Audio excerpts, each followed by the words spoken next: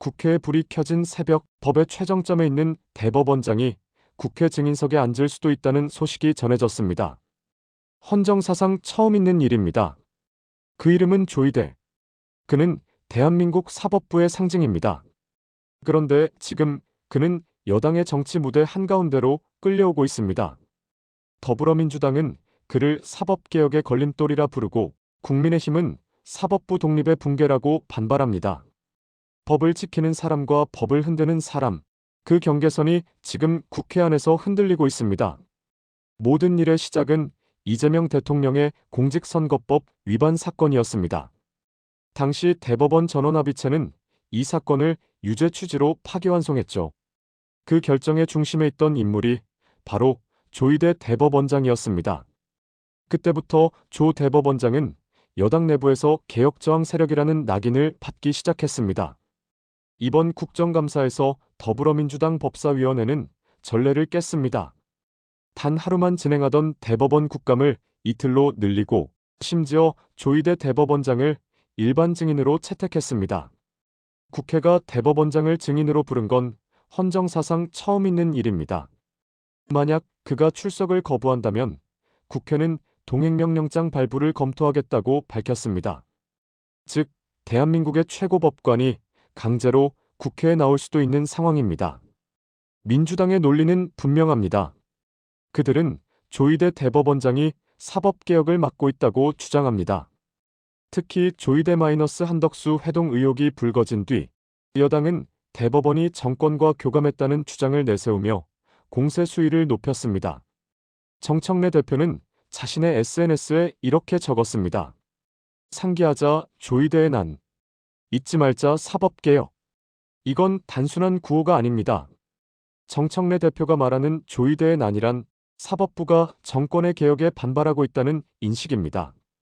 여당은 이번 국감을 사법개혁의 마지막 전투로 보고 있습니다. 대법원장이 국감장에 앉는 순간 그동안 감춰졌던 사법부 내부의 결정 구조를 직접 따져 묻겠다는 입장입니다. 그들의 목표는 사법 투명화와 책임성 강화입니다.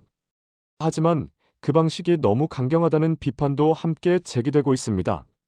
국민의힘은 이번 사태를 정치권의 사법부 장악 시도로 규정했습니다. 송원석 원내대표는 이건 단순한 국감이 아니다. 삼권 분립을 흔드는 위험한 선례라고 강하게 반발했습니다. 야당의 주장은 이렇습니다. 대법원장은 헌법에 따라 사법부의 독립을 보장받습니다. 그를 정치 무대의 증인석에 세우는 건 사법부를 입법부의 하위 기관으로 전락시키는 일이라는 겁니다. 보수 진영 내부에서는 이재명 정권의 사법 압박이 본격화됐다는 목소리도 커지고 있습니다. 일부 평론가들은 이번 국감을 두고 사법개혁이 아니라 사법 길들이기라고 분석합니다. 정치가 법 위에 서려는 순간 법의 권위는 무너지고 모든 판결은 정치적 판단으로 해석될 수밖에 없다는 우려가 나옵니다. 이 논쟁의 본질은 조이대 개인의 문제가 아닙니다. 지금 대한민국은 또 한 번의 거대한 질문 앞에 서 있습니다. 법은 권력으로부터 얼마나 자유로운가? 민주당은 사법개혁을 내세워 대법관 증원, 판결 구조 개편, 사법 책임제 강화 등을 추진하고 있습니다. 그러나 이런 개혁이 정권 친화적 법원을 만드는 수단으로 변질된다면 그건 개혁이 아니라 통제입니다. 사법개혁의 이름으로 사법부를 정치화하는 순간 그 피해는 결국 국민에게 돌아옵니다. 판결이 법의 잣대가 아니라 정치의 방향에 따라 바뀐다면 누구도 법 앞에서 평등할 수 없게 됩니다.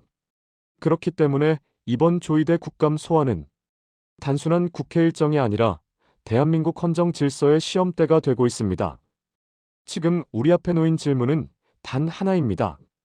사법개혁은 정의로운가 아니면 위험한가? 한쪽은 투명한 법원을 외치고 다른 한쪽은 독립된 사법을 지키겠다고 맞서고 있습니다. 두 주장 모두 일리가 있습니다. 하지만 한 가지 분명한 건 정치가 법의 경계를 넘는 순간 그 대가는 국민이 치르게 된다는 사실입니다.